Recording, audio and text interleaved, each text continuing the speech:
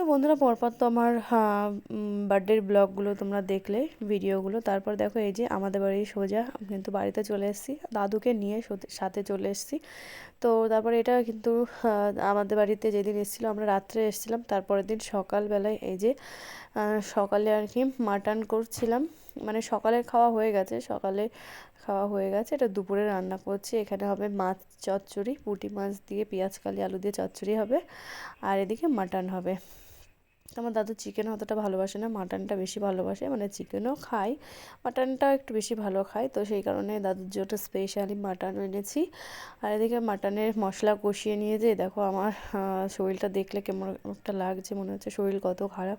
আসলে সেটা না, এমনি একটু ঠান্ডা ঠান্ডা লেগেছিলো, সেই কারণে এরকম লাগছে।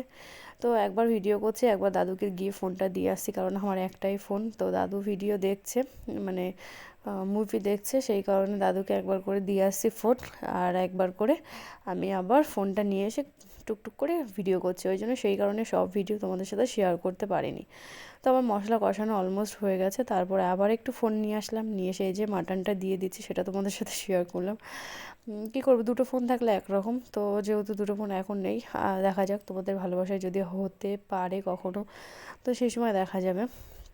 তো যাই হোক বন্ধুরা, তোমরা প্লিজ একটু ভালোবাসা দাও, সাবস্ক্রাইব করো চ্যানেলটিকে, লাইক কমেন্ট শেয়ার করো, তবেই সাপোর্ট না করলে কোনো কিছুই করতে পারবো না। তো যাই হোক বন্ধুরা, এদিকে মাটনটা ভালো করে কষিয়ে নিচ্ছে, এক হাতে ফোন ধরে আর এক হাতে হচ্ছে না ঠিকঠাক।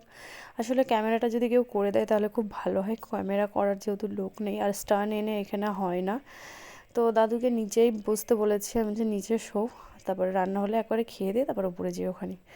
তো যাই হোক সেই কারণে নিচে দাদু শুয়ে শুয়ে পান খাচ্ছে আর ভিডিও দেখছিল, মানে ফোন দেখছিল। তারপরে এই যে খেতে দিয়ে দিয়েছি, অলমোস্ট আমার রান্না কমপ্লিট। এদিকে মাছ চচ্চড়ি দিয়ে খেতে দিয়েছি প্রথমে, আর মাটন। তো চলো দাদু খেতে থাকুক, তোমরা চ্যানেলটিকে সাবস্ক্রাইব করতে থাকো, টাটা।